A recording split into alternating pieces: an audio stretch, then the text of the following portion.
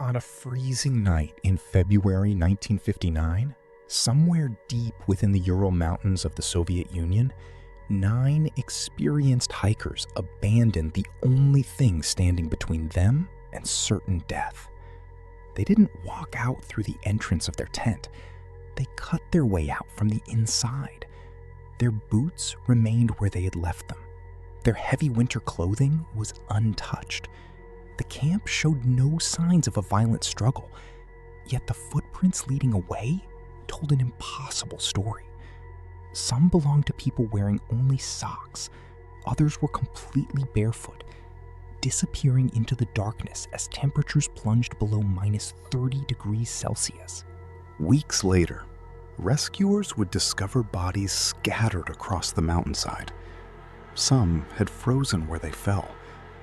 Others carried injuries so severe that investigators compared them to the force of a high-speed car crash, despite almost no visible wounds on their skin.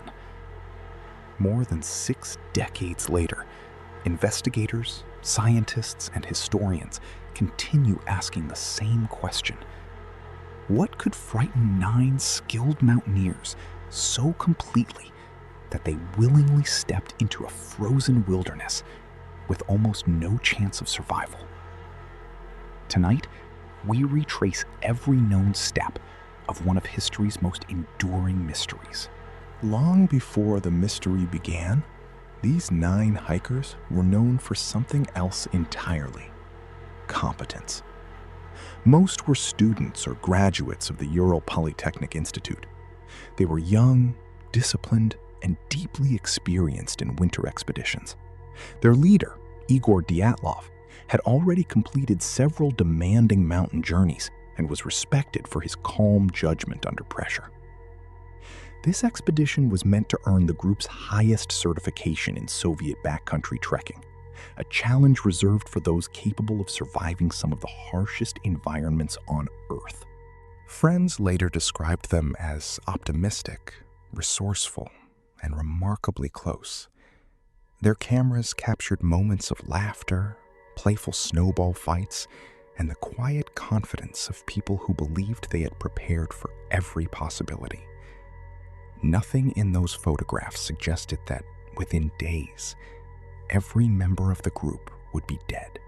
On January 23, 1959, the expedition left Sverdlovsk by train, carrying nearly 100 kilograms of equipment, cameras, journals, food, and supplies carefully planned for more than 2 weeks in the wilderness. Every step of the journey was documented, not because they expected history to remember them, but because recording expeditions was a tradition among Soviet mountaineers. As they traveled deeper into the northern Ural Mountains, villages slowly disappeared behind them. Dense forests replaced railway lines, and frozen rivers became their only roads. The landscape grew quieter with every kilometer, until the only sounds left were the crunch of snow beneath their skis and the wind pushing through endless rows of pine trees.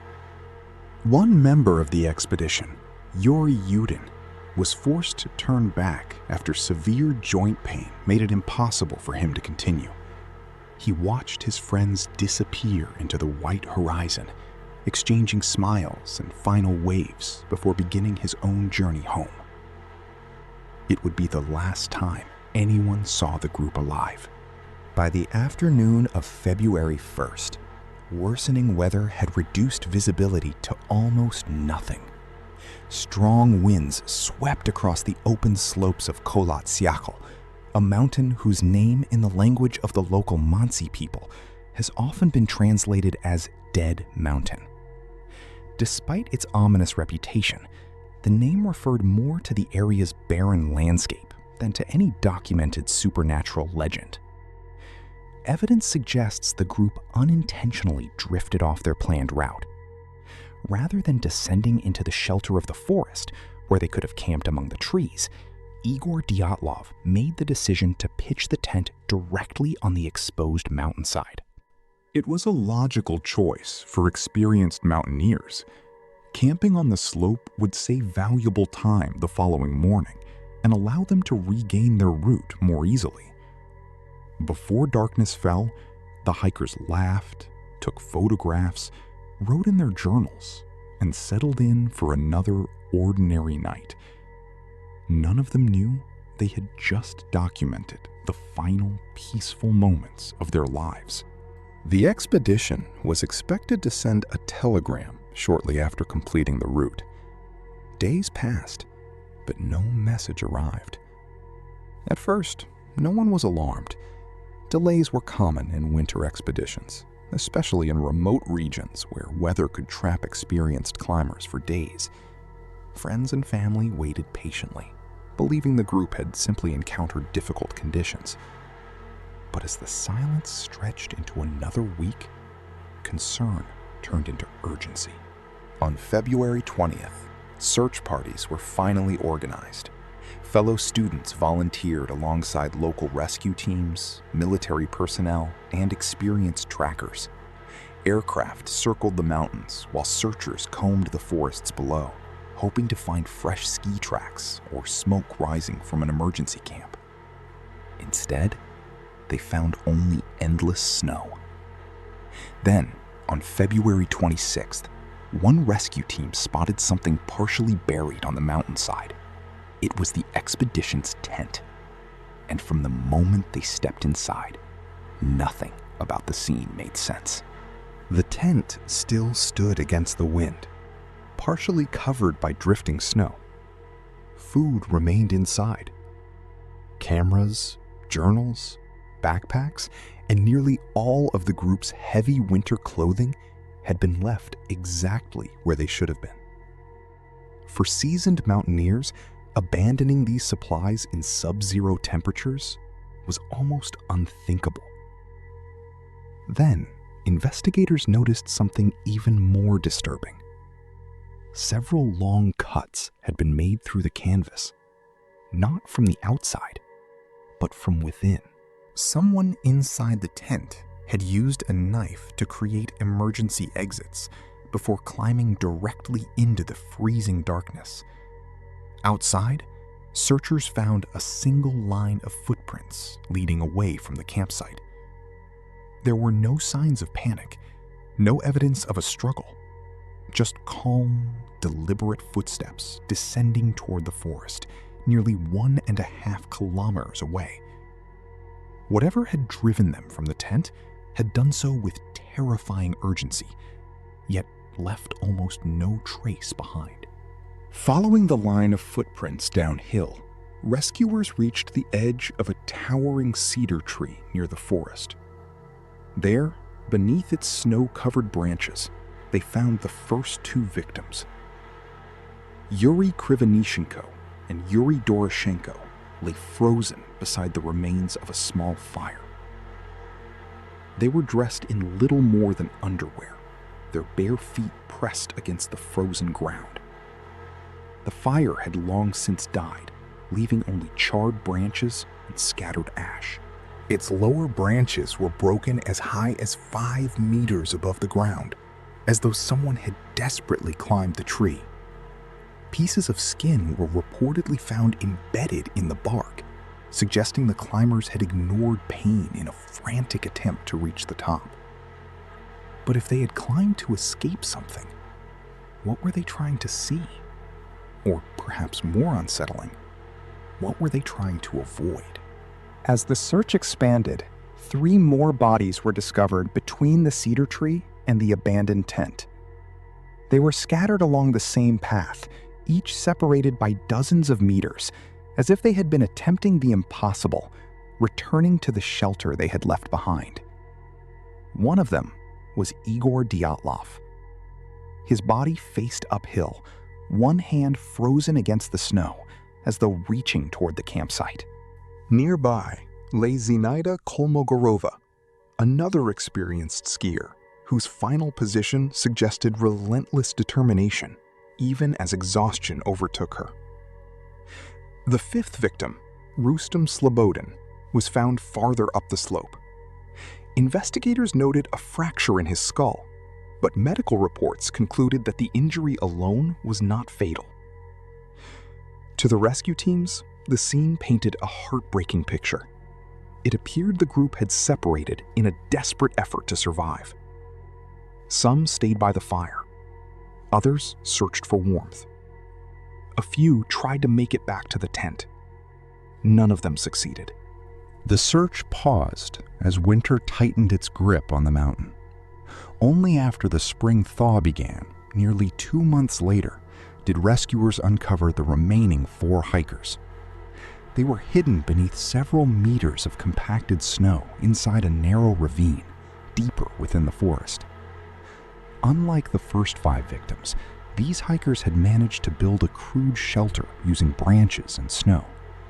More surprisingly, several were wearing clothing taken from those who had died earlier, a decision that survival experts consider entirely logical in extreme conditions. But when investigators examined the bodies, the mystery took a darker turn. These victims had not simply frozen to death. They had suffered catastrophic injuries, unlike anything found on the others. The official autopsy reports stunned even experienced investigators. One hiker had multiple broken ribs. Another suffered a devastating fracture to the skull. A third had injuries so severe to the chest that medical examiners compared the force to a high-speed vehicle collision. Yet in each case, the skin showed remarkably little external damage. Then came the detail that would dominate headlines for decades. Lyudmila Dubinia was found without her tongue. Parts of her lips and soft facial tissue were also missing. Early speculation quickly transformed the discovery into one of the case's most disturbing legends. Modern forensic experts, however, have pointed out that prolonged exposure to flowing water, natural decomposition, and scavenging animals can account for much of this damage. Even so, that explanation answered only one question.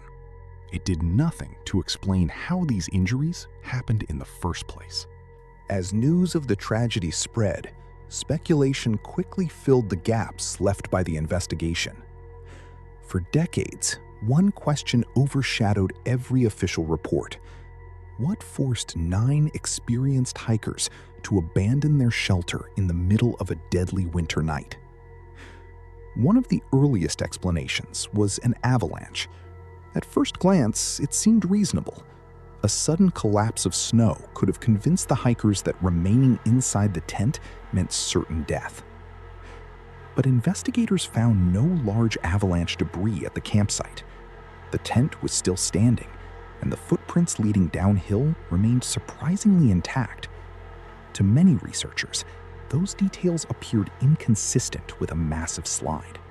Another theory pointed to powerful katabatic winds, violent currents of freezing air capable of producing terrifying conditions on exposed mountain slopes.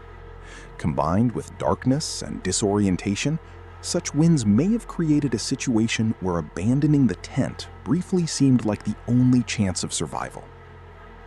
Others proposed a far stranger possibility, a phenomenon known as infrasound, generated by unusual wind patterns flowing around the mountain, may have produced low-frequency vibrations capable of triggering intense anxiety, panic, or an overwhelming urge to escape. None of these theories is universally accepted. Each explains part of the puzzle. None explains everything.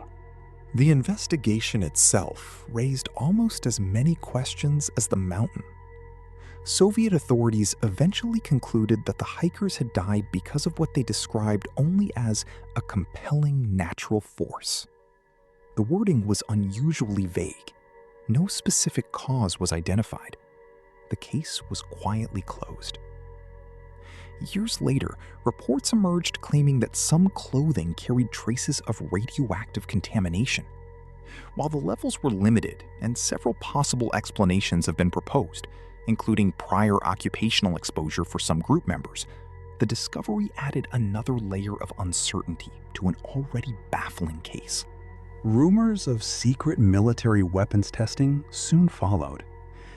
Witnesses described mysterious orange lights moving across the northern sky around the same time as the tragedy. Some believed they were experimental rockets. Others argued they were nothing more than atmospheric phenomena or distant missile tests unrelated to the hikers' deaths. Despite decades of debate, no verified evidence has directly connected military activity to the events on that mountain. The mystery endured not because of one impossible clue, but because every explanation left another question unanswered. In 2019, Russian authorities reopened the case using modern scientific methods. After months of analysis, they concluded that a rare type of slab avalanche was the most likely explanation. The conclusion answered some long-standing questions. Under specific conditions, a delayed snow slab could have struck the tent with enough force to convince the hikers that remaining inside was too dangerous. In darkness, high winds, and sub-zero temperatures, a temporary retreat downhill may have seemed like a rational decision. Yet, even today, not everyone is convinced. Some researchers continue to question whether the terrain matched the proposed avalanche model. Others point to details that remain difficult to reconcile, including the distance traveled, the sequence of decisions, and the extraordinary injuries suffered by several members of the group. Perhaps that is why the Dyatlov Pass Incident continues to fascinate people around the world. Not because it proves the existence of monsters, not because it confirms a supernatural force, but because it reminds us of something far more unsettling. Nature does not need ghosts to create horror. Sometimes, a single night of darkness, wind, snow, and human uncertainty is enough to produce a mystery that survives for generations. The mountain still stands exactly where it always has. Its slopes are silent. The wind still crosses the frozen pass. And somewhere beneath that endless blanket of snow lies a question that no investigation has ever fully answered. What happened during the final hours of the Dyatlov expedition? Perhaps the mountain knows, and perhaps it all